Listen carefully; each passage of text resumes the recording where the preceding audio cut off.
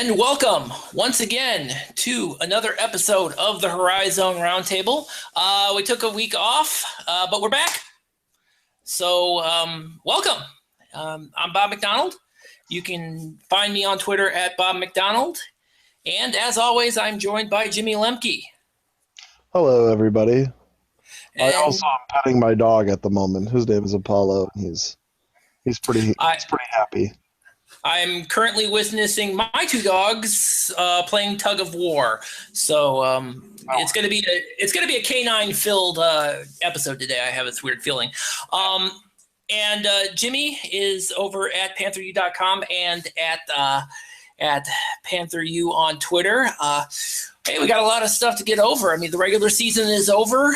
We're getting ready for Motor City Madness next weekend, and a lot of different things going on. But first, I would like to start with kind of a personal note. For those of you who do follow me, many of you do know, I was the Cleveland State columnist over at More Than a Fan Cleveland. And a couple weeks ago, that site kind of went dark a little bit, and it's under new management now. So looks like they're going to be rebranding and trying some new things. And I kind of took that opportunity to part ways with the site. But with that said, I'm taking my talents elsewhere, as it were. I'm going to be over at Campus Press Box. The Cleveland State column is starting back up on this Friday, on March 4th, I believe that is. So be sure to check that out. And hey, as will I. It's I think the overriding theme is close your eyes, Cleveland State fans. It will all be over soon.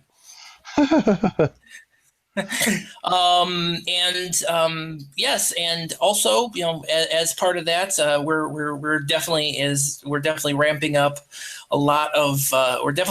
the college basketball on Campus Press Box. Along with myself, we brought on a few new writers.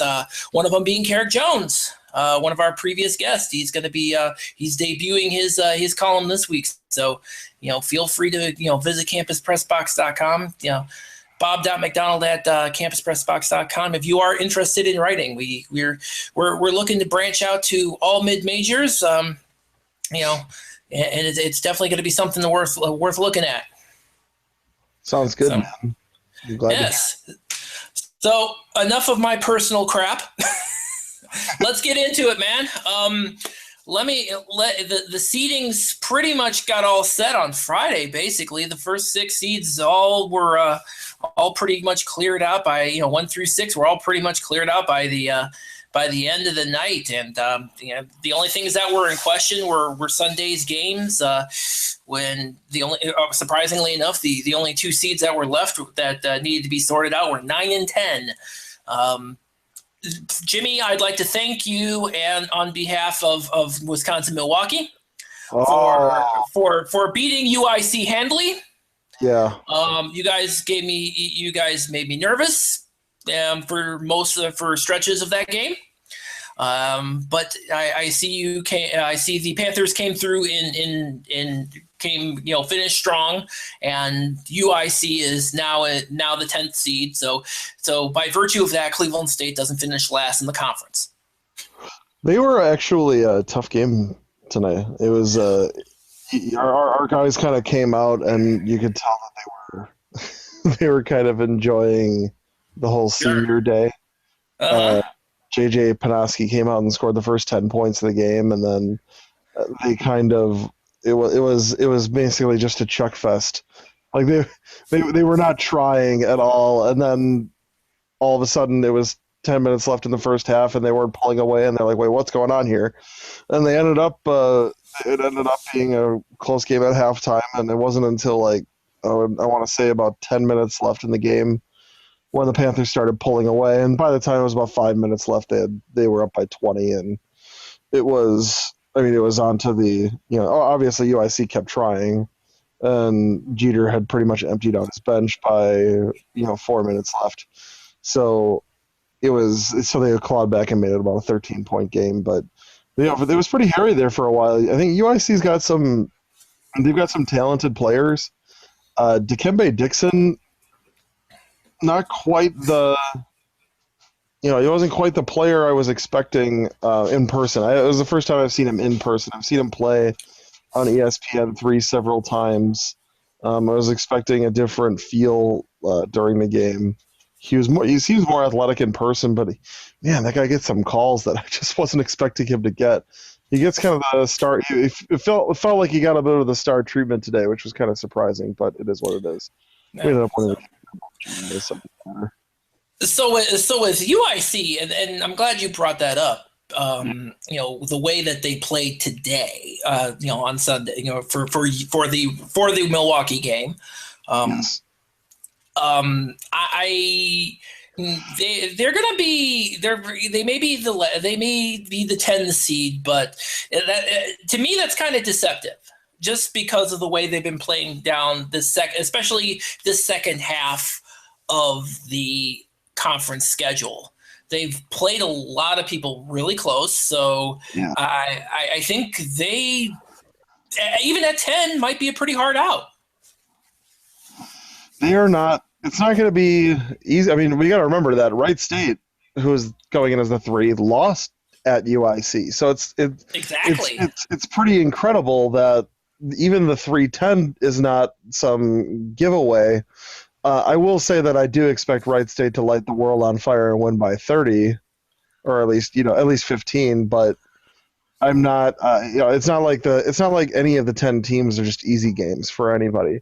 I know that you like to get down on your own team, but I mean, we were up by 20 or so at Cleveland, and you guys almost came back and won. Cleveland's had a couple really close calls. They could have easily won 5 or 6 games in the conference. So yeah, I don't think anybody's easy. I'm glad you brought that up as well, because on Saturday they only lost that game by 4. They made a pretty decent comeback against Wright State, and until otherwise dispelled, the curse of the Q lives on. When your own coach is calling games at Quicken Loans Arena a quote-unquote glorified road game, might want to work on that. Yeah, I understand the idea that Cleveland State had, like, let's partner with the Q and have them market a bunch of games and everything, and maybe it could work. But the problem with Cleveland State basketball is that the Wolstein is just way too big. So you're going to go from 13,000 seat gym to a 17,000 seat gym, or 18,000. 20,000 seats. 20,000. So Gun Arena is 20,000 seats. It's just enormous. Did you really just call it Gun Arena? Yeah. Podcast from 1997. Hey man, old habits die hard. You did just call us Wisconsin, Milwaukee to start the podcast. So that's true. I did. You see. Yeah. I mean, Jesus, I've been doing that throughout this entire podcast. Wisconsin, Milwaukee, Illinois, Chicago. I mean, Jesus, I'm just all over the map. I'm pretty sure people listening to the podcast will know when you mention Milwaukee, you're not talking about the Bucks, and when you say UIC, you're not talking about 3 letters in the alphabet, but an actual school. That is true. So, but yeah, Cleveland, and keep in mind too, Cleveland State also was without DeMonte Flanagan. He spent the last 2 games out with a concussion. Did that happen at our game? No, it happened in practice. It happened in practice before the Northern Kentucky game, which, by the way, they won. So he ended up with a concussion, and he was out for the last 2 games. And man, when it rains, it pours. This is like the Murphy's Law season for Cleveland State. Whatever wrong can happen has happened. And you want to know the sad part is, this is not the first time this has happened either in the history of Cleveland State basketball. I don't know. I think everything for Cleveland State is about looking to the future It's okay to know that this conference tournament's going to be a wash. There are some good players. I think Waters, Sure. he's what is it, 2019? He's contracted through. That's worrying about when the coach is there. It's not up to me as a fan to Yeah. worry about when the coach is done. So I always want to focus on the team itself. And if you focus on the team itself, I think There's going to be a lot of tough. There's going to be and we've talked about this in previous podcasts. There'll be a lot of different discussions as it relates to recruiting and the roster and things along that line. So that's all pretty much. We'll probably in future episodes, and we've already talked about it a number of times. But I do want to but switching subjects, I do want to talk about Valpo and. Wow, that Wisconsin trip for Valpo an easy out at all. Milwaukee takes them to overtime, and Green Bay plays them tough. If not for Shane Hammock, and I was looking at that 3-pointer, and I'm like, man, they let you do that. And it's nothing but net on that one, man. Nothing but net on that. The thing that bothers me about Shane Hammock is he's just like, I don't think he's that good. He basically exactly what he's going to do before he does it. He's the most predictable player, and for some reason, he's almost unstoppable. Like Alec Peters is just strong, consistent, but he can beat you in so many different ways. Every player they've got, it just feels to me to be very dynamic. And then Shane Hammock, he gets the ball and he has a sliver of an opening, and I know that he's going to drive it. And I know that he's tall enough that if he puts it on the floor, even somebody with a minor defensive strength can slap the ball away. And nobody ever does. And it bothered me all night Friday. And I saw the 3 today, and I'm just thinking, like, man, you have to have Faust. You can't put Faust on him because you don't expect him to be the guy to have the shot. And he goes ahead and makes and again, that was, I don't know, I didn't even realize that was the play that was drawn up where Hammock was out, was the guy, the shooter. I mean, the play before it was Carter. And then Peters was all over the place today, for the Green Bay game.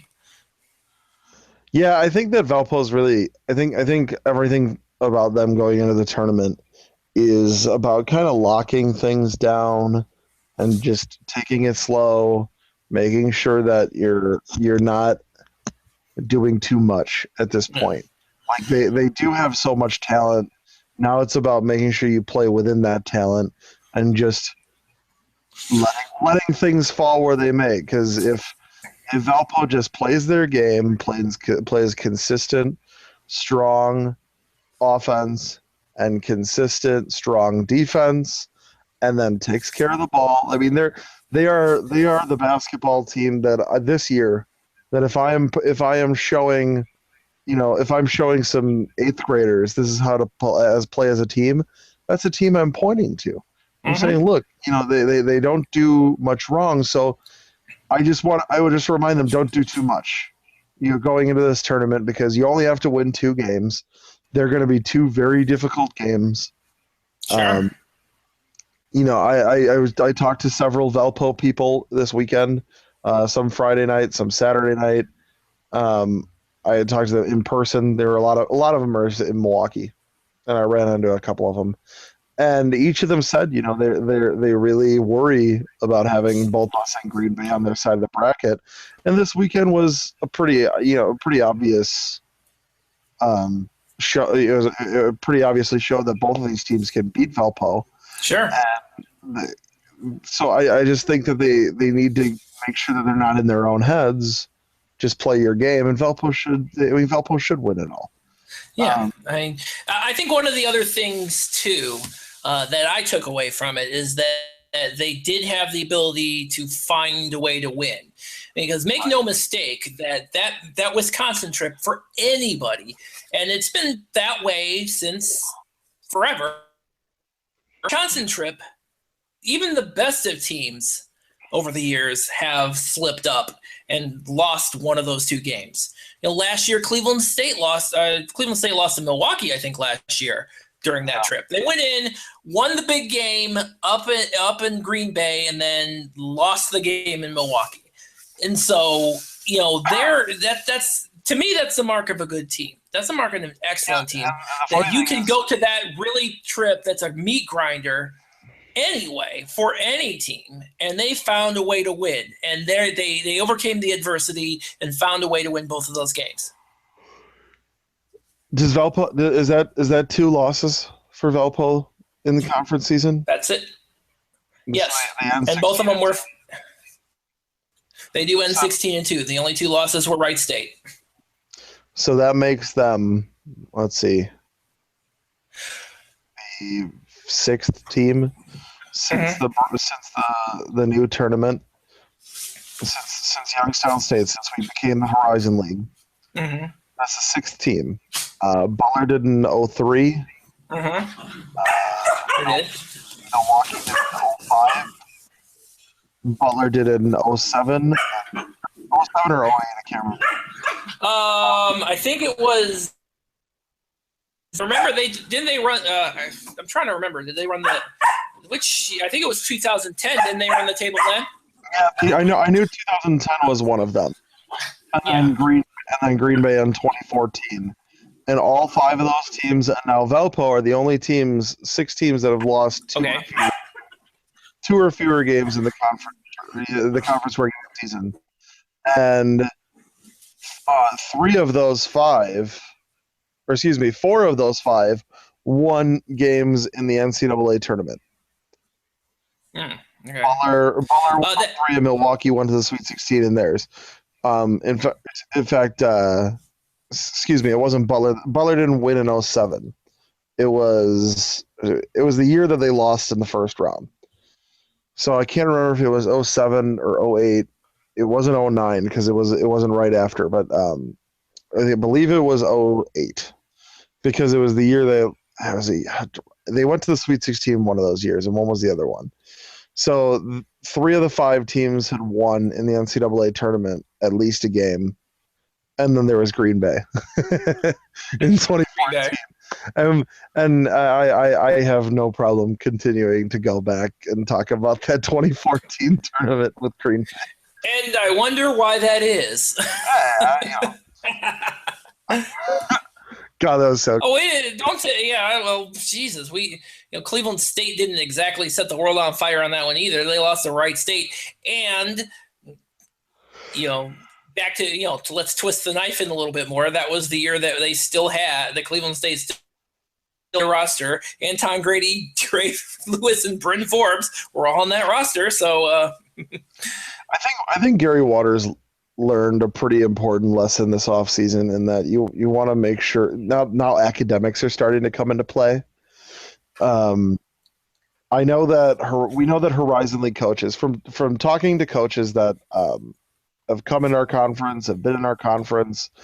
I talked to a few of them, and I know that some high major coaches have told me that what some high majors will do is what they're now doing with this 5th-year transfer rule is they're keeping tabs on players who are juniors and eligibility-wise. And they are talking to the AAU coaches and they're talking to the high school coaches. Mm-hmm. And they're finding out who's going to graduate early, who's going to graduate either in the May of their junior year or in the summer. And then they recruit them through the coaches. And they're recruiting them through the coaches. And that's how some of these kids are getting moved elsewhere. Somebody has told a lot of the Horizon League coaches that, because I've heard it from about 4 or 5 of them 4 or 5 coaches in the conference. I'm not talking about my own school. I never talk about what our coaches tell me. So I've heard from coaches that's what high major coaches are doing now. They're keeping tabs. They're recruiting through the AAU and high school coaches. So I think what Gary can do. Oh, well, yeah, that's for damn sure, because that's exactly what happened at that's especially what happened with Cleveland State, because ask anybody around and, think about it for a second. When Trey Lewis made his announcement, Yeah. he did it at Garfield Heights High School, where he played basketball, where he played his high school basketball, and his coach, Sonny Johnson, by amazing coincidence, who spent his first 2 years as a Cleveland State basketball player, I might add, before he transferred to Ohio U, was his high school coach. So that makes perfect sense to me. So that it's not always the case, but it's probably, it sounds more the trend now than it was before. For a long time, what a lot of the kids would do is they would take classes. They would do the spring semester. They would do the fall and spring semesters, and then they would do some summer classes, because if you do the summer classes, then you get the stipend for food, etc. Sure. During the season or during the summer. So they would play so they could get they would go to class, they could get their money, they'd be staying on campus anyway for a lot of the times. So, like at Milwaukee, we have 3 summer sessions. There's a June session, a late May, June session, a July session, and an August session. And usually, you get the kids that would come, and they come and take like 1 or 2 of the sessions. They'd take 9 credits. Mm-hmm. We get a lot of kids who would graduate, as juniors, and then they would get their first year of their masters paid for this through their scholarship. And sure. I think a lot of the coaches, from who I talk to, and I'm sure that fans around the conference who talk to their coaches, and media people who talk to their coaches, I think a lot of them are starting to make sure that the players are not 100% there for graduation in time, because this fifth-year transfer rule is just it was a good idea when it started, and now it's starting to really hurt us as mid-majors. It's not good, because and remember, this is a guy who's I'm speaking from the place where we've only had one player with a fifth-year transfer, and it was a guy who came here. Mm-hmm. We have not even had a player transfer out. Transfer come in. That was Malcolm Moore, who came in from UTEP, and he was told that he wasn't going to play his senior year of eligibility. So it wasn't like we took somebody who was gonna be like a starter at some lesser school. Well, that's what happened with isn't that what happened with Jay Harris, who formerly of Valpo, and then he ended up at UIC for his last year? I think Jay Harris. Jay Harris has transferred so many times that it's hard to even pay attention. I stopped kind of keeping tabs on where he was, and then I realized, look up one day. I'm like, hey, wasn't he on Valpo? Right, exactly. Like all of a sudden, Jay Harris is like at UIC. Like, didn't he? And he went somewhere in between the two. I think he did. Yeah, I can't remember where to save my life, but yeah, he went somewhere, and then. I want to say it was like Eastern Illinois or Western Illinois, or something like that. It was it was a smaller school that he did that at, and then we just got to watch out with these kids. Yeah, I mean, it's one of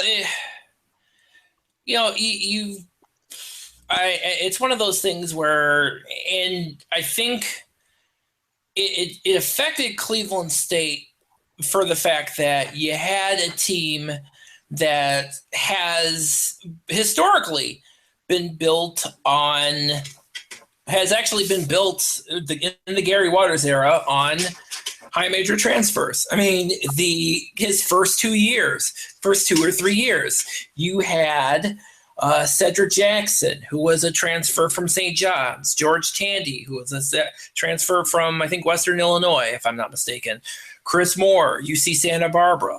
Transfers that way. So, and it's not something that it's something that, and over the years, Gary Waters prided himself on you didn't come in to sign with us now, but if you've changed your mind, you get homesick, come back, we'll bring you back with open arms. Yeah. And as it turns out, and it's worked out, up until very recently, it's worked out pretty well. Up until, again, the Murphy's Law season, where everything that could have possibly went wrong went wrong. And in Anton Grady's case, obviously, it was a little different because he was a medical redshirt because he blew out his knee in his sophomore year. So you probably aren't having that conversation as it relates to him if that's not the case. But that's a whole other ball of wax, and there's not really a whole lot you could do about it. I mean, and I'm looking at it from a standpoint of you look at the transfers, the 5th-year transfer rule. Cleveland State, I don't think has ever really had, I don't think, a 5th-year transfer per se. But I do know that I'm sure that if he had a 5th-year transfer come approach him, he wouldn't say no. We've had the hardship waivers, the ones that actually did go away after Brendan Forbes, but we've had the hardship waivers too.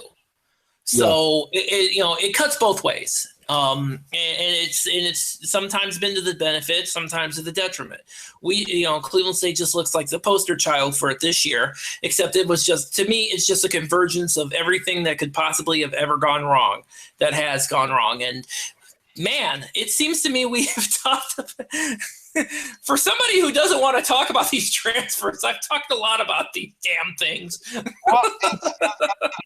Has an enormous impact on the Horizon League because if those 3 guys are there, in addition to Rob Edwards and DeMonte Flanagan, you're talking They're about still losing to Valpo in the race. I'm telling you that right now.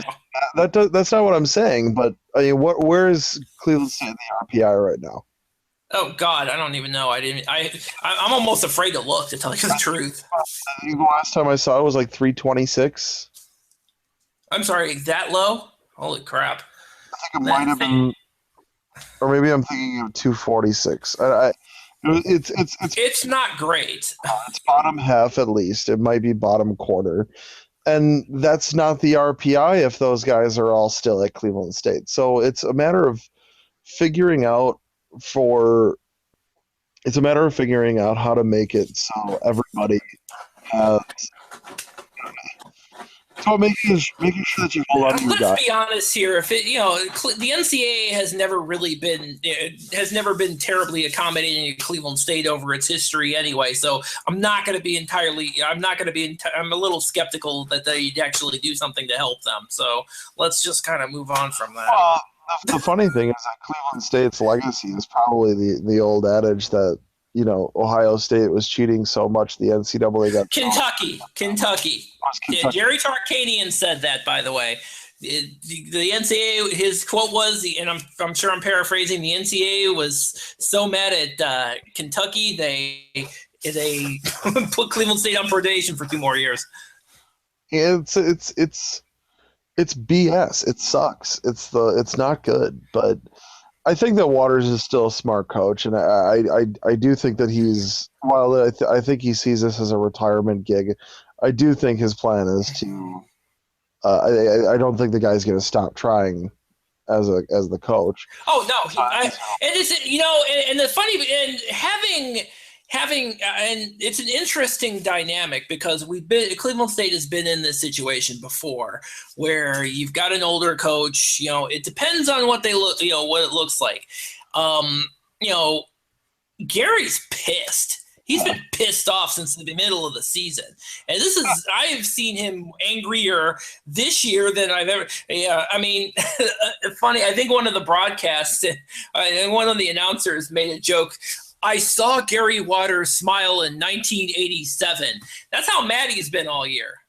So, and just the way he's been talking about this roster, this team right now, tells me so much that he's not having a great year. He's having a crappy year. The worst year that Cleveland State has seen in the Gary Waters era, probably worst team I've seen in more than a decade. Last time I've seen a team this bad was Mike Garland. Yes, the Mike Garland era. Those are. So but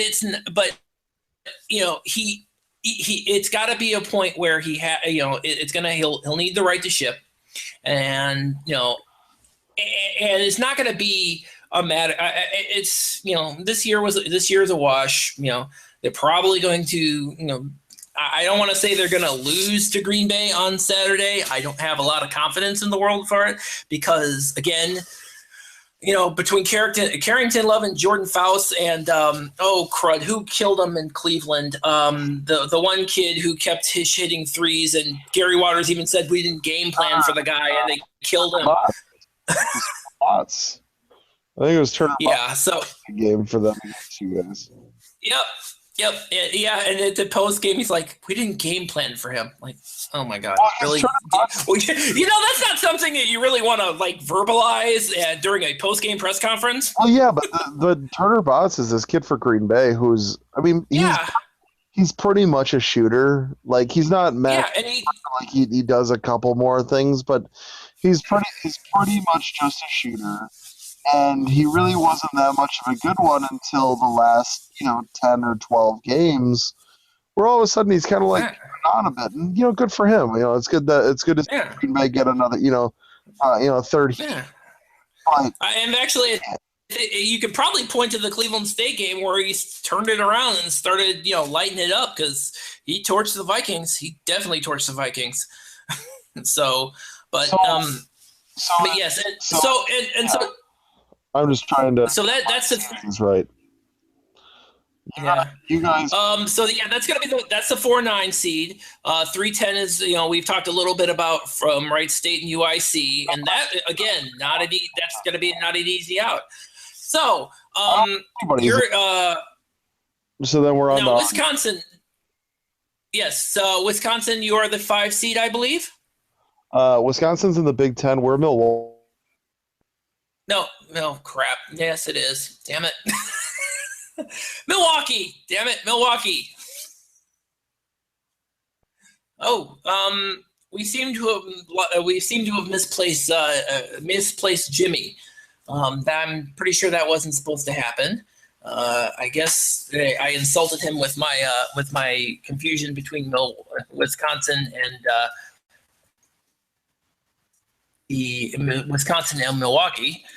See, this is the problem. Every time I turn around, I'm just doing this stupid thing with missing branding, and now I'm just completely screwing the pooch on this one. So hopefully he comes back, because if he doesn't, then I'm going to be flying solo for the rest of this podcast, and I'm not sure if anybody's going to like that very much. So, but as we talked about, the 5th seed.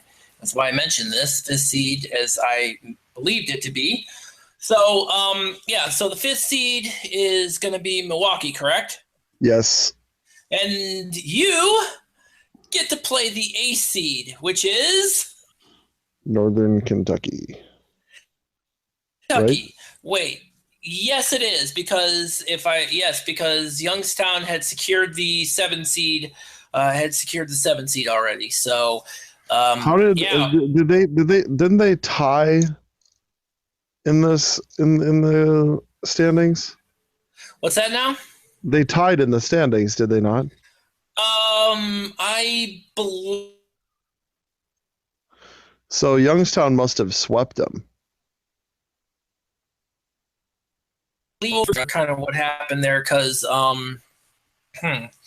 I'm not sure. Yeah, but for whatever reason, and I can't remember to save my life why that happened, but Youngstown, and they clinched it on Saturday, so I don't know, because they had lost because did they beat Northern Kentucky on Saturday? I am not sure. Man, I had a very busy day. This is where you get the best information, Horizon League fans. I knew going into yesterday that they were tied at 5-8. Yeah, but 5-12 or something like that. Something like that, but yeah, Milwaukee gets Northern Kentucky, and so that's gonna be an interesting matchup there, because it is, and the problem is for Milwaukee is that a competent big man gives us problems, and a 3-point shooter gives us problems. So Cole Murray will give us problems, and Jalen Billups will give us problems, just like they did at Northern Kentucky. That was part of it. And Drew McDonald will annoy you as he's annoyed you all year. So yeah, he'll annoy us because he won't. The kid will throw 1,000 elbows and he'll get called for 3 fouls, and yeah, I'm just this. What I find interesting is that this is the same. What I find interesting is this is the same group that went into Cleveland on Thursday night and lost. They a shorthanded Cleveland State team, I might add, and they lost. So yeah, obviously they can be beaten, and Milwaukee has had no problem with that in the past. So I mean, I don't think they're gonna this season. So I don't think they're gonna have too many issues in the future. That leaves the 6-7 matchup, which is gonna be Detroit and Youngstown. Which good for them. Detroit should win that one unless Paris Bass decides it's on him to start winning every game in the tournament, and he decides to chuck up 30 shots, which doesn't sound like the craziest thing in the world. But if the game runs through Sideshow Bob Marley, Detroit's gonna win. If it runs through Paris Bass, they're gonna lose. That's my opinion. Just my wait. Whoa, back up the truck a little bit. Sideshow Bob Marley. You know who I'm talking about. Where in the hell? Yeah, but where the hell did you come up with that? It was on Twitter like a couple weeks ago. I was watching the game and he was just having a hell of a game against us. It was when they were just throttling us. And Detroit beat us by 14 there. The fun fact, we've beaten 2 Big Ten teams. We've took Valpo to overtime. We've come close with Murray State, with Duquesne. We've let's see, what else have we done? We've got a bunch of we lost by 8 at Notre Dame. We lost by 12 at Valpo, and our biggest loss of the year is at Detroit. Of all year long, the biggest loss we've had all year was at Detroit by 14. They have a couple really, really, really talented players. Anton Wilson is really good. Anton Wilson's really good. I say Sideshow Bob Marley because I came up with it during the game because I can never remember his actual name. And I watched most of his game yesterday. Mm-hmm. I was just like, his name, I want to say it's Chris Jenkins. Chris Jenkins. Yes, it's Chris Jenkins. Yes. And the funny thing is, I tweeted the sideshow when I tweeted the Sideshow Bob Marley thing. Somebody had he retweeted and liked it on Twitter, so I guess he really likes. He really likes the nickname, but it works. It's just really funny because his haircut he's got the Sideshow Bob haircut, but he's a black guy, so it's Sideshow Bob Marley. It's just it's a. At least he's a good sport about it. So well, I just so I'm not very good at coming up with nicknames. Is the long and short of that. So that's Detroit again. It's just one of those years. I mean, they have all of that there. It's one of what years? Only muster Ray McCallum tenure. They've always had talent. One of those eras, then, okay? One of those eras where, I don't know. I mean, Watson really didn't do a whole lot of it in the end. I mean, 2004-05, in that 05 tournament, they almost beat us in the title game. And they didn't. And, the best for us, because we went to the Sweet 16 on it, but they were like I think they were like a 6 seed or something in that tournament. So it wasn't like they were, they were like the by far number 2 of the conference. It's really hasn't been since the '90s, since like Willie Green has Detroit really been all that great. Willie Green and Rashad Phillips, yeah. Yeah, and Detroit's just it's. I don't know what I don't know what the I don't know if the plan is to move on from Ray McCallum after the year. I've heard grumblings of it.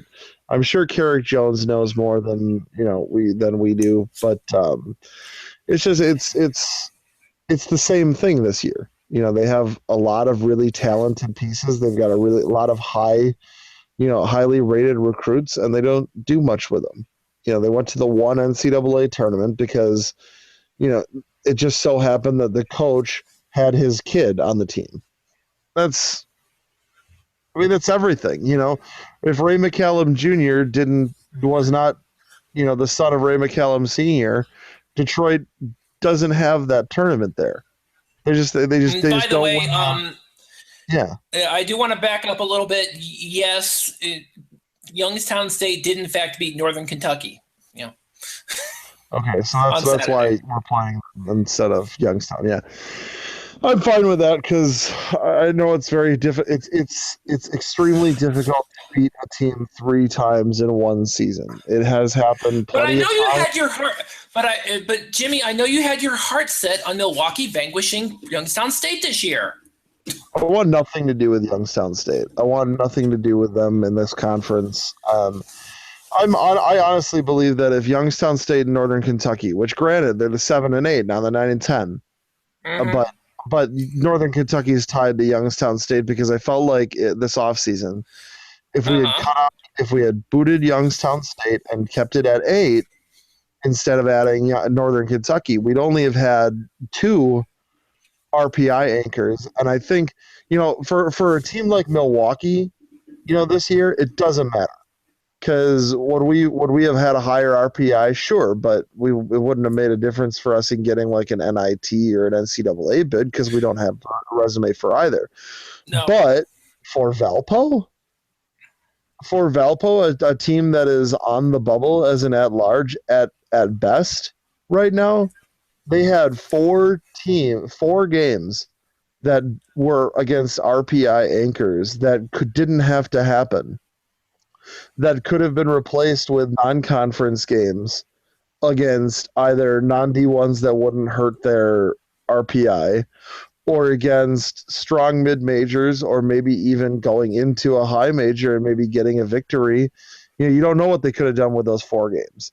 So I'd like to think that Valpo would have gotten, maybe a game against like Illinois or something, and well, that wouldn't be Illinois because Illinois likes to back out of games. But Valpo would have gotten, and they could have gotten. Illinois was having some real problems this year anyway, so that actually would have been kind of an RPI loser for them because Illinois is not that good this year. I was thinking of a school that's not afraid of bringing in a strong mid major into their gym, like say like a Michigan State.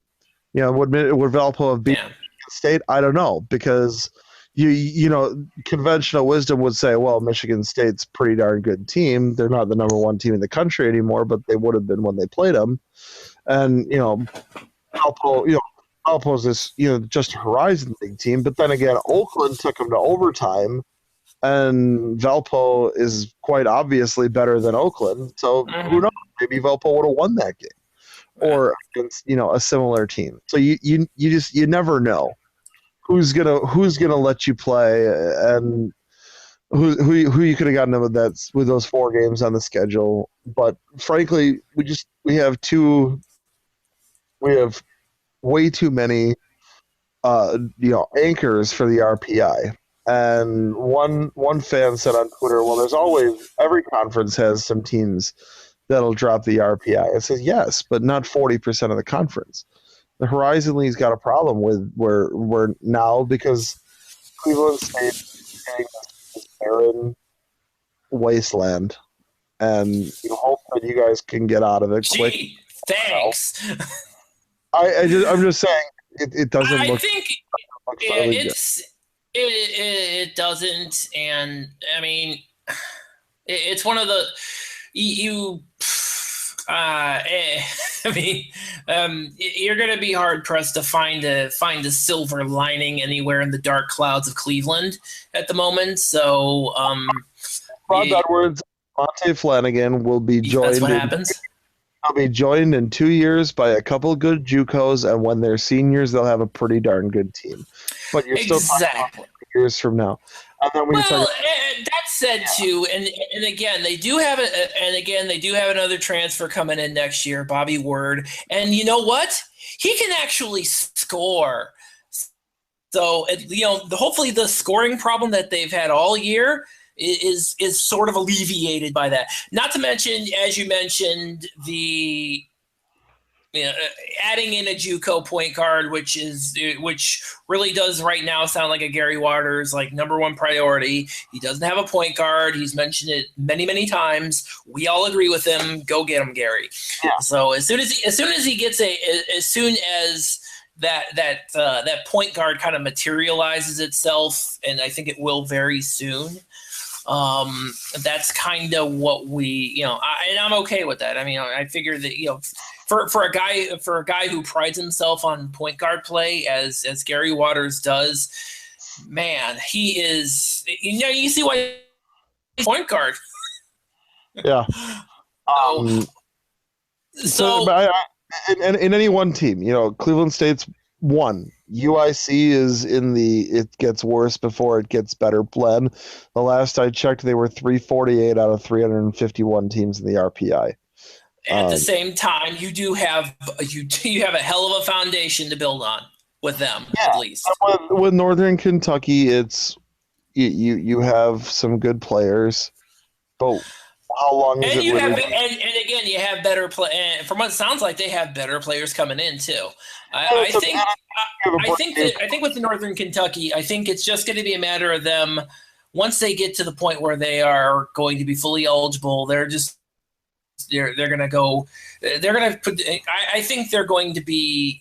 I think we have objectively agreed that they are long run a good addition to this league. I think we disagree on the timing of it. I think they're going to get better sooner than you think they are, but in the long run, they're not going to be, they're not going to be the anchor. And not to mention the fact they didn't even finish in last place this year. So I know low bar, but still, I mean, that's a pretty damn good point. That's a pretty good damn good starting point where you're competing with three teams that have been in the league for a while, and you're able to, get to the last game of the season and still be, not in the, you're still kind of in the bottom, but you're doing a lot better than a lot of people thought you were going to do. 5 victories in the conference season is better than most people thought that Northern Kentucky was going to get in year one, and that's okay. That's right, because we all suck at scouting them. So sorry, Northern Kentucky. But it's not much worse than Valpo did in their first year. I believe Valpo was 7-11 back in 2007-08. So it's not.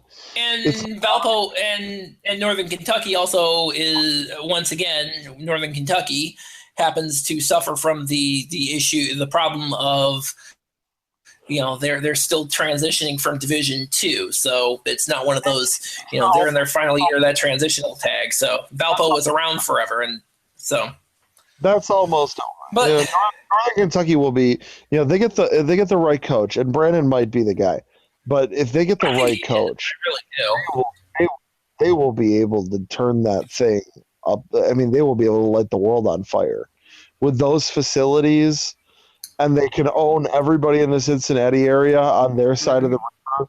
I mean, that has the makings of a great program. But and keep in mind, and again, and I mentioned this in a couple of previous episodes, that they do.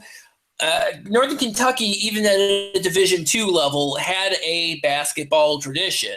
They were an excellent Division II team. So, and as you mentioned before, they did better. They gone to the lengths that not even Greg Campy up in Oakland when they were in Division II went to. So there's a lot of upside in Northern Kentucky. And not to mention the fact that Kentucky, by its very nature, is a basketball crazy state anyway. So, and to be where they are in to be where they are, they're definitely going to be a lot of opportunities there for them. Yeah, I'm really excited for Northern Kentucky. I think that they'll be great. I had heard, I was talking with a fan, and I won't say who it is, on Twitter the other day in a private message, and he brought up a really good point. He really felt like Northern Kentucky was brought in maybe just a year too early, and I do feel like that Yeah, definitely does. we talked about this a little bit ourselves too. So it's not like, this is kind of pretty well covered territory for us as well. But I mean, I'm okay with the 1 year jumping the gun on them just because of their upside.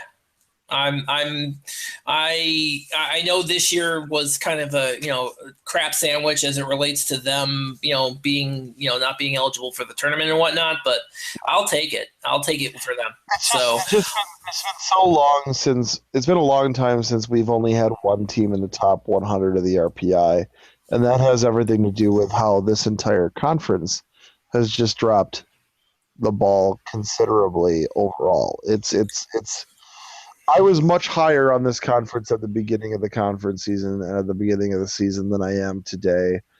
And of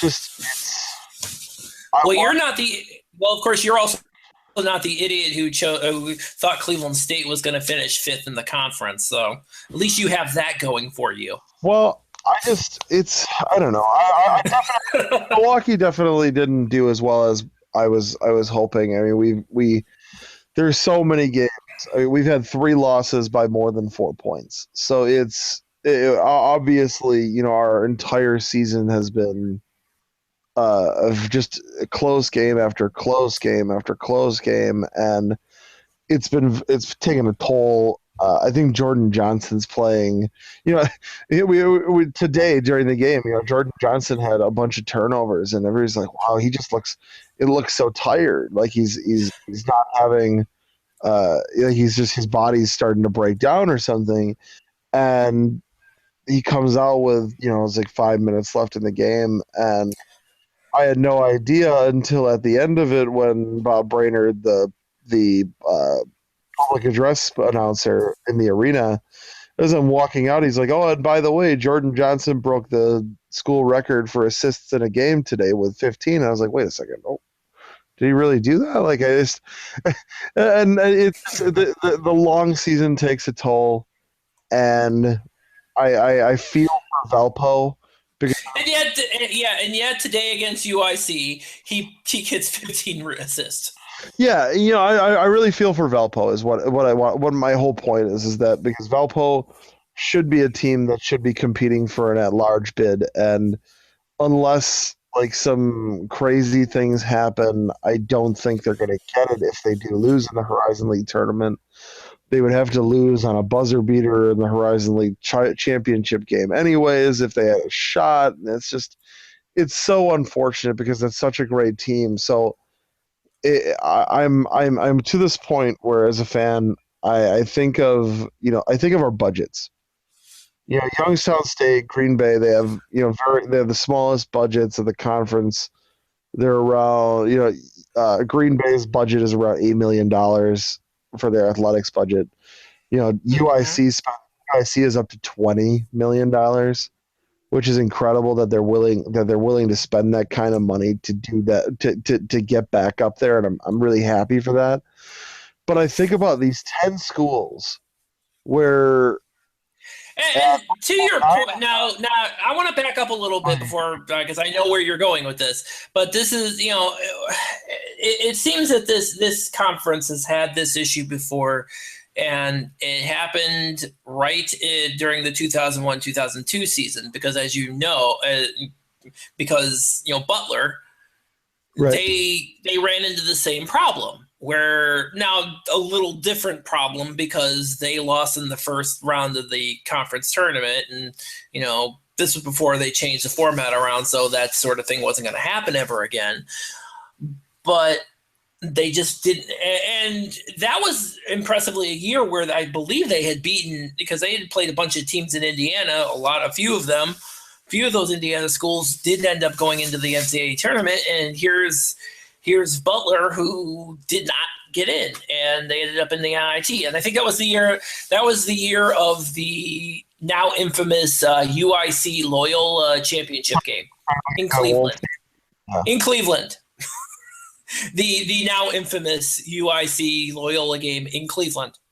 Watch what happens if Green Bay goes through to the title game and they end up playing, say, who's yeah, say if somehow Youngstown State comes out the other side and it's Green Bay Youngstown State, and watch how many people show up for that title game. That it was, I think it was 6-7. I think I watched that just based off of morbid curiosity, actually. UIC and Loyola were like the 6 and 7 seeds when they went to the championship games. They were. So obviously, you wouldn't have a 6 and 7 now since they're playing each other, but you could, say you have this just two lower seeds playing each other in Detroit, and all of a sudden it's boom, it's ridiculous. Milwaukee, I'd like to think that we would have 1,000 people or 2,000 people travel to Detroit if we make the title game, but I'm also realistic. I know what the university will do. I know if we win Monday night, the university will put together some viewing party in the guest house on campus in the arena in the Union, and Tuesday night it'll be 150 people from here in going out to Detroit, because there was 150 people that went to Wright State back in 2014 when we won it, and it's they want to make it this destination tournament, but it's the title game is still on a Tuesday. It's easy for people to get off work Thursday through Sunday because you're already off Saturday, Sunday. A lot of people only work half days Friday or can get their stuff done on Friday. So you're talking about traveling one day, that Thursday, and then going out there. And I mean, it wouldn't be as easy for me, but I'm a car salesman, so my Fridays, Saturdays are my my big day. So it's different for a guy like me than it would be for somebody else. So it's almost to the point where if we somehow don't end up with Detroit or Oakland in the title game, I think you're going to have a redux of what happened in Cleveland in 2002. And it's not that I think Valpo would bring people. I think Valpo is going to bring quite a few people. But when I say quite a few, I'm talking about 300. I think Valpo will have 300, maybe 400 for a title game. I don't think Valpo is going to send 2,000 people to that title game, and I don't think the people of Detroit are going to care. I think I know what this tournament's about, and I think you do too. I think what this is about Olympia showing over the next 5 years, them showing the Big Ten that they can host that championship tournament. This isn't about the Horizon League tournament. It's about getting the Big Ten tournament. And I abhor the whole idea, because the Horizon League had such a good thing going. We protected the top seeds. And while that was such a bad, so many schools hated the idea. I know the Loyola people despised it. I know that I know the Loyola people despised it. I know the Detroit people despised it. I know a lot of these schools didn't like it. I know the Oakland people came in and were like, "Why is this a thing?" But the fact of the matter is that when you protect the top seed, it's all about getting the best team for the conference in the NCAA tournament. That's what it's about, because it's about getting the team that gives you the best chance to win and raise the profile of the whole conference and raise some money, because an NCAA tournament unit is quite a lot of money. It's $1 million plus. It might be, I think it's reaching 1.5 this year. It's a lot of money, and we're about to, our money from Butler's tournament runs is about to start drying up, and it's time for us to recognize that we have, after next year, the Butler money's gone. So we need units. So we either need to get at larges, which we're not getting because we have a conference that's two teams too big, and is dragging down the RPI. So we don't have, so our top team isn't as strong as they could be in the RPI. And now Lacron in this conference have taken away the tournament setup that has protected the top seed, protected the number 2 seed, and set it up so that those teams go. 2003, Butler, from 2003 on. 2003 was the last year of the round robin, and then 2004 it became the top seed. Now we hosted in 2003, even though Butler was the number 1 seed, we were the number 2 because it was our turn to host the round robin, and we ended up beating Butler in the title game. But they were thankfully they were strong enough to get in the tournament. They went to the Sweet 16. In 2005, we hosted that tournament, and Detroit was one Brandon Cotton runner away from beating us in the title game. And if that shot had fallen, we were not set up to be an at-large team in 2005. Our Sweet 16 wouldn't happen in 2006. If we could have lost and not won. And forever, Cleveland State is really the only team from 2009 to win in the NCAA tournament without being one of the protected teams. Butler. You think about it. Think about this. Butler in 2010 was Butler and in 2010 and 2011 they were protected. Mm-hmm. In 2010 they hosted and were protected. In 2010 we were in the semifinals.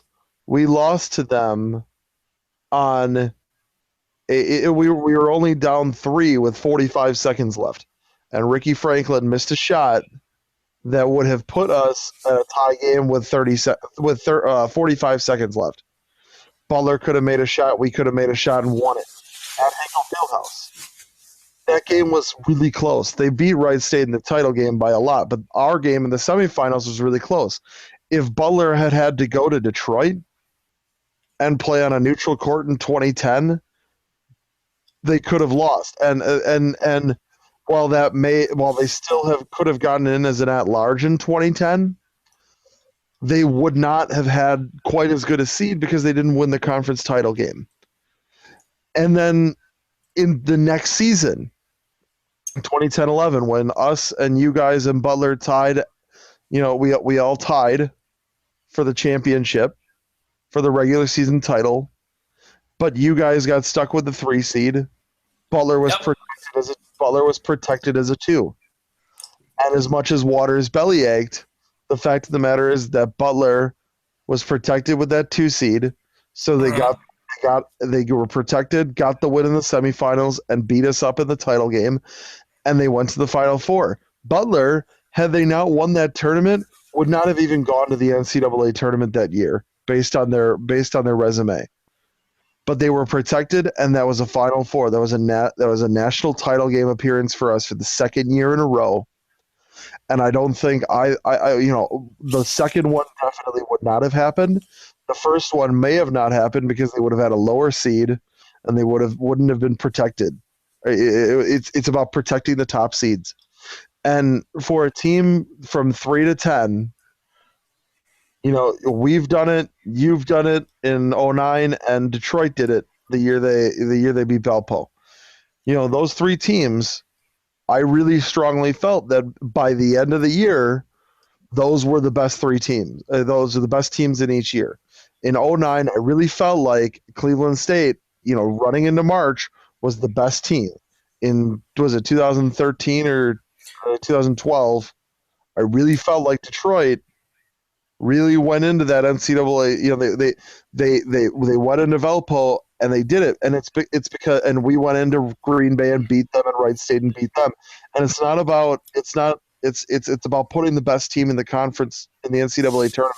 So if a lower seed can overcome those crazy odds, and then still, and then win the whole thing, then they've proven that they're the best team because they can overcome all of that.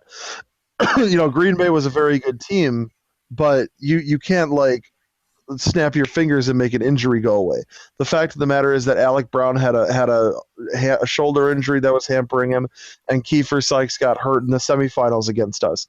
And so many people in Green Bay will say, "Well, we were the better team." Obviously, you're the better team, but you weren't at full strength. Milwaukee was better than your team that was hurting. And that's okay. Full strength Green Bay, I think, wins that game against us, and then wins on Tuesday, and then maybe just maybe wins in the NCAA tournament. But, excuse me, the fact of the matter is that we beat them because they were hampered, so they wouldn't have won in the NCAA tournament anyways. They got creamed in the NIT because I think Sykes didn't even play. And if Sykes couldn't play, he wouldn't have been able to play in the NCAA tournament in any case. So this conference tournament that was Lacrone's legacy, it's almost like the guy's legacy shopping. Trying to say that he's finally built the Horizon League into a conference that can support a neutral site tournament. That's the goal. But it's almost like he was legacy shopping, but he shouldn't have been shopping because he already had it. That double bye top seed hosted Horizon League tournament was a revolution in college sports, and college basketball, that and the Horizon League network, conferences across the country looked at them as models, and we abandoned it. And I don't think people understand the implications if Valpo loses in this tournament when they've only lost 2 conference games. I don't think people understand the implications from Valpo's point of view for the rest of us looking at Valpo as a school that since Butler has been the standard bearer for a few years. And Bryce Drew is not leaving that school for just any job. Bryce Drew has turned down Mississippi State. He's turned down Iowa State. He's turned down some pretty big jobs. I mean, I had heard a rumor that Iowa State was going to throw $2 million a year at him. I don't know what the exact number was, but I know that he's gotten a lot of schools that have told him they'll pay him a lot more money, and he stayed. And I honestly believe because the guy owns the campus. I mean, it's his school, and I'm sure he wants to win that NCAA tournament there before he moves on. If he ever decides to move on. But I don't mean to keep rambling on, but what I'm saying is I don't think people understand the implications. It's interesting you mention all of this because we had it, and I do remember us having a conversation about this in episodes past about kind of your thoughts on the on this tournament as a whole. Now, mind you, of course, this was before the entire season played out, and it has become what it has become. This is going to wrap up the first episode. Stay tuned. Later on this week, we're going to have part 2 of this because we went way over on the second part of this. You can't miss that. So we're going to catch you. You're going to get this next episode. It's going to be coming up this week. Bonus episode for you guys. So be sure to stop. 4lights.fm. Be sure to subscribe to it. Do not miss it. Thanks, guys, for listening. And we'll catch you then. Yep.